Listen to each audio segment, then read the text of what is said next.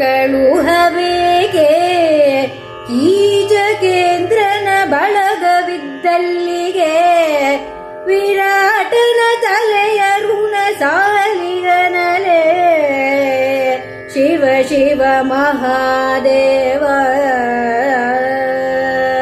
ನೆಲದೊಳೊಕ್ಕುದೆರಗುದವು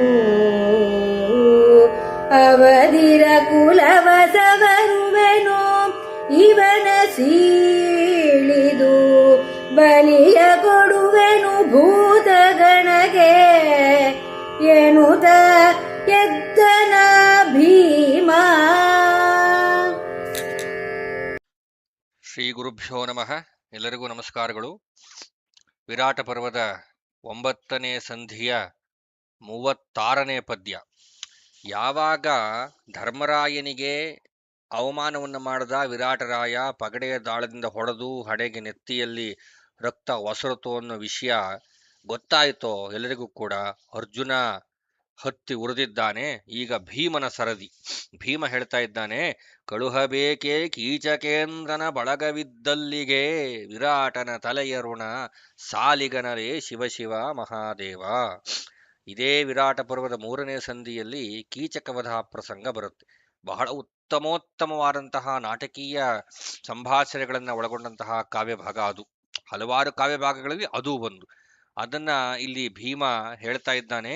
ಕೀಚಕನನ್ನ ಹೇಗೆ ನಾನು ನರಕಕ್ಕೆ ಒಟ್ಟಿದನೋ ಆ ರೀತಿ ಈ ವಿರಾಟರಾಯನನ್ನು ಹಾಗೆ ಮಾಡ್ತೀನಿ ನಾನು, ಇವನ ಋಣವನ್ನು ತೀರಿಸ್ತೀನಿ ನಾನು ಅಂತ ಹೇಳಿ ಭೀಮ ತುಂಬಾ ಕೋಪದಿಂದ ನೆಲದೋಳ್ ಒಕ್ಕುದೇ ರಕ್ತ ಅವಧಿರ ಕುಲವ ಸವರುವೆನ್ ಅಂತ ಇದ್ದಾನೆ.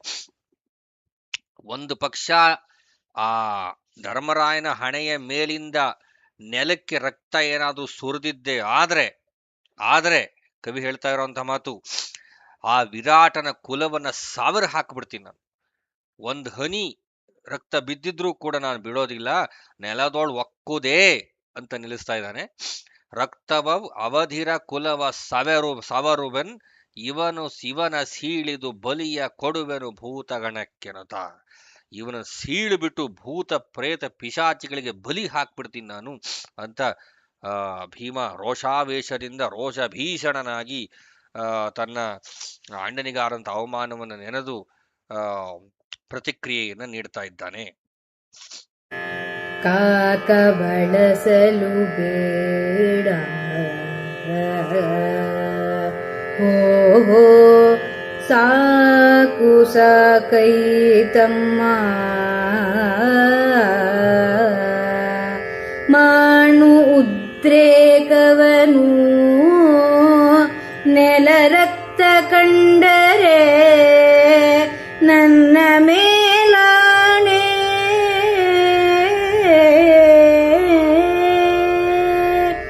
ಈ ಕಮಲಲೋಚನೆಯ ಸರಗಿಗೆ ಸೇಕವಾಯಿತು ರಕುತವೋ ಅತಿ ಸವ್ಯಾಕುಲತೆ ಬೇಡ ಎಂದು ಗಲ್ಲವ ಹಿಡಿದನು ಅನಿಲ ಜನ.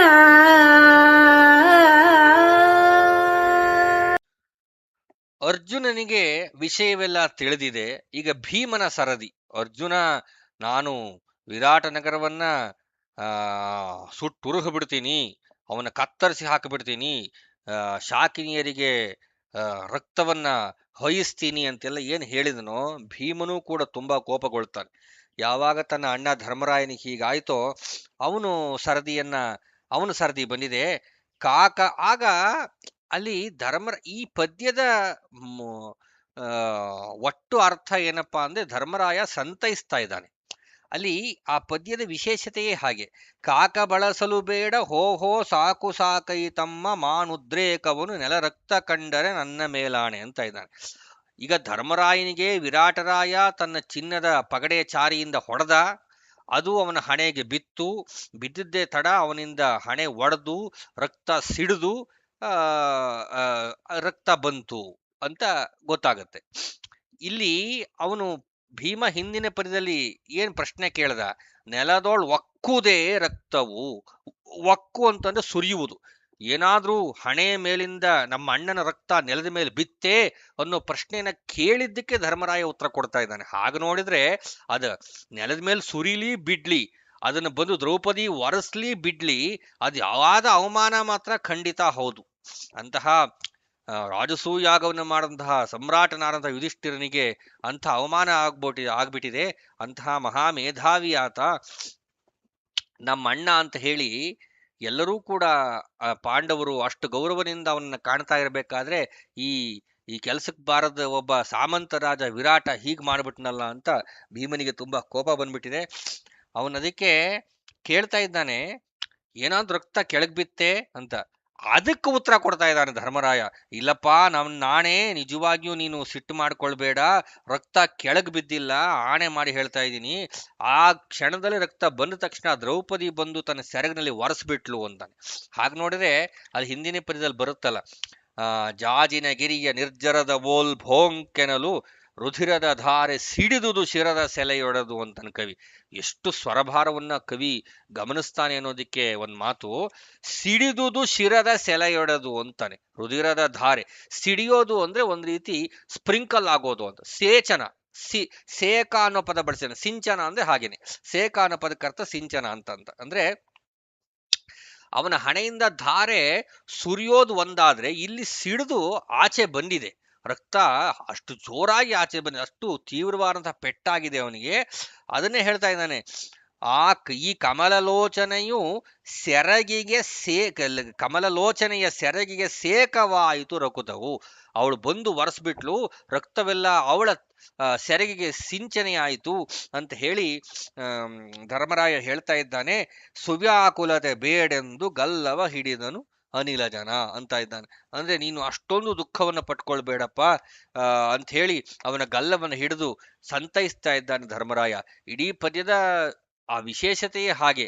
ಅಲ್ಲಿ ಧರ್ಮರಾಯ ಸಂದರ್ಭವನ್ನ ಆದಷ್ಟು ಶಮನಗೊಳಿಸೋದಕ್ಕೆ ಪ್ರಯತ್ನ ಪಡ್ತಾ ಇದ್ದಾನೆ. ಎಲ್ಲಿ ಪಾಂಡವರೆಲ್ಲ 4 ಜನ ನಮ್ಮ ಅಣ್ಣನಿಗೆ ಹೀಗಾಯ್ತು ಅಂತ ಹೋಗಿ ವಿರಾಟರಾಯನ ಕತ್ತರಿಸ್ಬಿಡ್ತಾರೋ, ನಾವೇ ಪಾಂಡವರು ಅಂತ ಇಡೀ ಜಗತ್ತಿಗೆ ಹಸ್ತಿನಾವತಿಗೆ ತಿಳಿದು ಬಿಡುತ್ತೋ, ಮತ್ತೆ ಆವಾಗ ನಾವು ವನವಾಸ ಅಜ್ಞಾತವಾಸಕ್ಕೆ ಹೋಗ್ಬೇಕಾಗತ್ತಲ್ಲ ಅನ್ನೋ ಒಂದು ದೂರದ ಆಲೋಚನೆ ಧರ್ಮರಾಯನಲ್ಲಿ ಕಾಣಿಸ್ತಾ ಇದೆ ಅಂತ ಈ ಪದ್ಯದಲ್ಲಿ ಗೊತ್ತಾಗತ್ತೆ. ಹಾಗಾಗಿ ಅವನು ತನಗೆ ಆದಂತ ಅವಮಾನದ ವಿಷಯವನ್ನ ನುಂಗಿಕೊಂಡು ತನ್ನ ತಮ್ಮಂದಿರನ್ನ ಸಂತೈಸೋ ಪ್ರಯತ್ನ ಮಾಡ್ತಾ ಇದ್ದಾನೆ.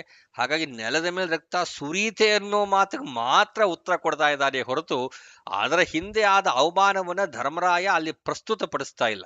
ಅದು ತಮ್ಮಂದ್ರಿಗೆ ಗೊತ್ತಾಗಿದೆ, ಓದೋರಿಗೆ ಗೊತ್ತಾಗತ್ತೆ, ಎಲ್ರಿಗೂ ಗೊತ್ತಾಗತ್ತೆ. ಆದ್ರೆ ಧರ್ಮರಾಯ ಆ ಸಂದರ್ಭವನ್ನು ಎಷ್ಟೇ ನಾಜೂಕಾಗಿ ನಿರ್ವಾಹ ಮಾಡ್ತಾ ಇದ್ದಾನೆ. ಇದು ನಿಜವಾಗಿಯೂ ರಾಜನಿಗಿರಬೇಕಾದ ಶ್ರೇಷ್ಠ ಗುಣ ಅಂತ ನಮಗೆ ಇಲ್ಲಿ ಗೊತ್ತಾಗ್ತಾ ಇದೆ.